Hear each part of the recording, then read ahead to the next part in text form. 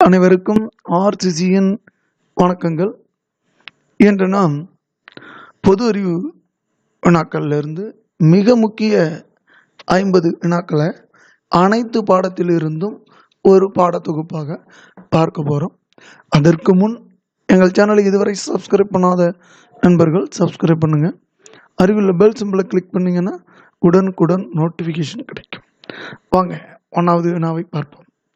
1வது வினா, சாக்கிய பௌத்த சங்கம் என்ற அமைப்பை சென்னையில் நிறுவியவர் யார்? அயோத்திதாசன். சாக்கிய பௌத்த சங்கம் என்ற அமைப்பை நிறுவியவர் அயோத்திதாசன். 2வதுனா, தியோபந்த் பள்ளியை நிறுவியவர் யார்? முகமது குவாசிம் நானாதவி மற்றும் ரஷீத் அகமது கங்கோகி. தியோபந்த் என்ற பள்ளியை நிறுவியவர்கள் முகமது குவாசிம் நானோதவி மற்றும் ரஷீத் அகமது கங்கோகி. 3வதுனா, சாது ஜன பரிபான சங்கத்தை நிறுவியவர் யார்?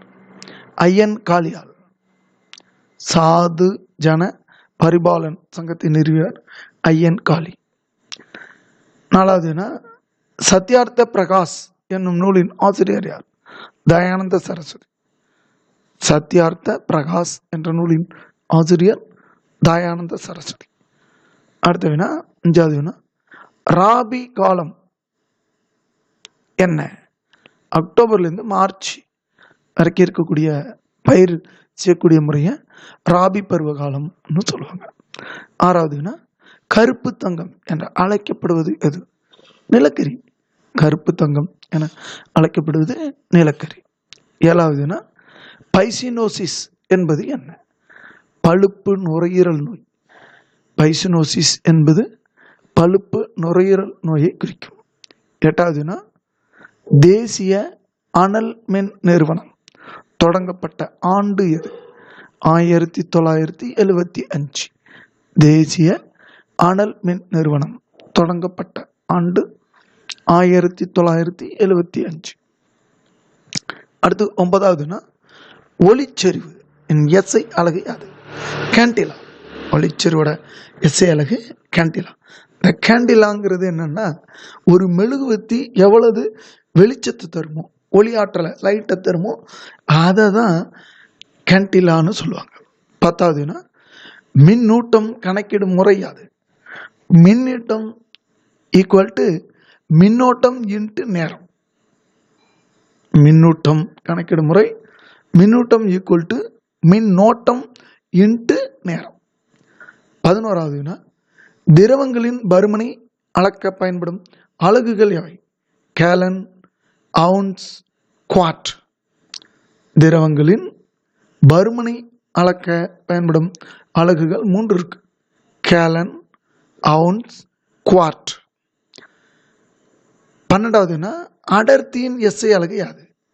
Kilogram per metre cube. அடர்த்தியின் எஸ்ஐ அலகு என்னன்னா கிலோகிராம் பர் மீட்டர் கியூப். 13வது வினா, வயிற்றுப்போக்கு மருந்து எதை பயன்படுத்துறாங்கன்னா பிஸ்மத்து கலந்த அந்த மருந்தை தான் வயிற்றுப்போக்கு மருந்தாக பயன்படுத்துறாங்க. 14வது வினா, விப்ரியோ காலரி என்ற பாக்டீரியாவால் ஏற்படும் நோய் எது? காலரா. இந்த காலரியை வச்சுக்கிட்டு காலரான்னு கண்டுபிடிச்சிடலாம். 15வதுனா, ஒட்டாத சமையற்கலன் தயாரிக்க பயன்படும் வேதிப்பொருள் எது?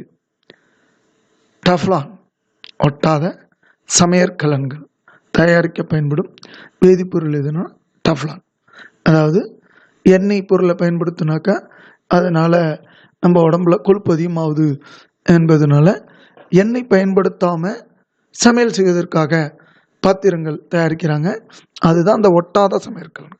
அது எதனாலனா டஃப்லான், நான்ஸ்டிக்னு சொல்லுவாங்க. அந்த இதுக்கு டஃப்லான் பயன்படுத்தும். 16வது நாள், இயற்கை மற்றும் சோதனை தத்துவம் என்ற நூலின் ஆசிரியர் யார்? Richard Parker. இயற்கை மற்றும் சோதனை தத்துவம் என்ற நூலின் ஆசிரியர் ரிச்சர்ட் பார்க்கர். 17வது நாள், கருவுற்ற சூழ் என்னவாக மாறுகிறது? விதை. கருவுற்ற சூழ் விதையாக மாறுகிறது. 18வது நாள், கருவுற்ற சூலகம் என்னவாக மாறுகிறது? பழமாக மாறுகிறது. கருவுற்ற சூலகம் என்னவாக மாறுகிறது? பழம். அந்த சூழ் விதையா மாறுது. 19வது சுடர் சோதனையில் கால்சியம் குளோரைடு என்ன நிறத்தை தரும்? மஞ்சள் சுடர் நிறத்தை தரும். சுடர் சோதனையில் கால்சியம் குளோரைடு நிறம் என்னன்னா மஞ்சள் நிறம். 20வது அஸ்பெர்ஜில்லஸ் நோய் கோழிகளுக்கு பூஞ்சையால் உண்டாகிறது. அஸ்பெர்ஜில்லஸ் நோயினால பூஞ்சையால உண்டாகக்கூடிய ஒரு நோயாகும். 21வது தேனீக்கள் மலர்களிடமிருந்து டேஸ் என்ற இனிப்பு சாற்றை சேகரித்து தேனாக மாற்றுகிறது. அந்த நெக்டார்ங்கிற இனிப்பு சாறு, நெக்டார்ங்கிற சாற்றை தான் அது உரியுது, அதை தான் பின்னாடி தேனா மாற்றுது. 22வது பட்டுப்பூச்சிகளை வளர்ப்பதும் பட்டு இலைகளை உருவாக்குவதும் எவ்வாறு அழைக்கப்படுகிறதுனா செரிகல்ச்சர். பட்டுப்பூச்சிகளை வளர்ப்பதும் பட்டு இலைகளை உருவாக்குவதும் எவ்வாறு அழைக்கப்படுதுன்னா செரிகல்ச்சர். 23வது அமைதிப்பட்டு அல்லது அகிம்சை பட்டுவை கண்டறிந்தவர் யாருன்னா குசுமா ராசையா 1992. அகிம்சை பட்டு அல்லது அமைதிப்பட்டுவை கண்டறிந்தவர் யாருன்னா குசுமா ராசையா 1992. இது அமைதிப்பட்டுனா ஒன்றும் இல்லை, சாதாரண பட்டு தயாரிக்கும் போது அந்த பட்டுப்புழுவானது கூண்டுக்குள்ளார இருக்கும். அந்த கூண்டுக்குள்ளார அந்த கூட்டை வெந்நீரில் போட்டு அந்த புழுவை கொன்னுட்டு தயாரிக்கிறது தான் நம்ம சாதாரணமாக பயன்படக்கூடிய பட்டு, உயர் ரக பட்டு. ஆனால் இந்த குசுமா ராசையா என்ன பண்ணுறாருன்னா அந்த பூச்சி அதுலேருந்து வெளியேறினதுக்கு அப்புறம் கிடைக்கக்கூடிய அந்த கூடு இருக்கு பார்த்தீங்களா, அதை எடுத்து இவர் அந்த பூச்சியை கொல்லாமல் இதை தயாரிக்கிறாரு. அதனால இது அமைதிப்பட்டு அல்ல அகிம்சை பட்டுங்கிறாரு. தரத்தை பொறுத்தளவு பார்த்தீங்கன்னா அந்த கூடாக இருக்கும்போது வெந்நீரில் போட்டு கிடைக்கக்கூடிய பட்டிலிருந்து கிடைப்பது தான் தரமான பட்டாக இருக்கும். 24வது பார்க்கின்சன் என்ற முதல் நெகிழியை உருவாக்கியவர் யார்? Edmund Alexander. பார்க்கின்சன் என்ற முதல் நெகிழினா கேரிபேக், அந்த ஜவுத்தால், அதை உருவாக்கியவர் யாருன்னா எட்மண்ட் அலெக்சாண்டர். 25வது மத்திய தோல் ஆராய்ச்சி நிலையம் எங்குள்ளது? சென்னையில். மத்திய தோல் ஆராய்ச்சி நிலையம் எங்குள்ளதுன்னா சென்னையில்.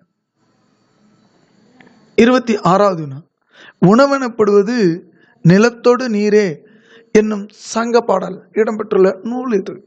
புறநானூறு. உணவெனப்படுவது நிலத்தோடு நீரே என்று கூறும் சங்க பாடல் புறநானூறு ஆகும். 27வது சனி நீராடு என்பது யார் வாக்கு? ஔவையார் வாக்கு. இன்னைக்கு சனிக்கிழமையில பார்த்தீங்கன்னா நம்ம எண்ணெய் தேய்ச்செல்லாம் குளிக்கிறோம். அதுக்கு காரணம் என்னன்னா ஔவையார் வாக்கு தான். சனி நீராடு என்று யார் கூறினாங்கன்னா ஔவையார், பாட்டி கூற்று. 28வது பட்டமரம் கவிதையை எழுதியவர் யார்? தமிழ் ஒலி. பட்டமரம் என்ற கவிதையை எழுதியவர் யாருன்னா தமிழ் ஒலி. 29வது புறநானூற்று பாடல்களை ஆங்கிலத்தில் மொழிபெயர்த்தவர் யார்? G U Pope. புறநானூற்று பாடல்களை ஆங்கிலத்தில் மொழிபெயர்த்தவர் யாருன்னா ஜியு போப். 30வது இந்தியாவின் மகாசாசனம் என்று அழைக்கப்படும் அரசியலமைப்பின் பகுதி எது? பகுதி 3. இந்தியாவோட மகாசாசனம் என்று அழைக்கப்படும் அரசியலமைப்பின் பகுதி எதுனா பகுதி 3.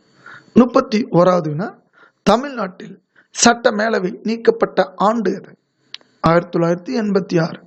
எம்ஜிஆர் ஆட்சி காலத்தில் சட்ட மேலவை நீக்கப்பட்டது.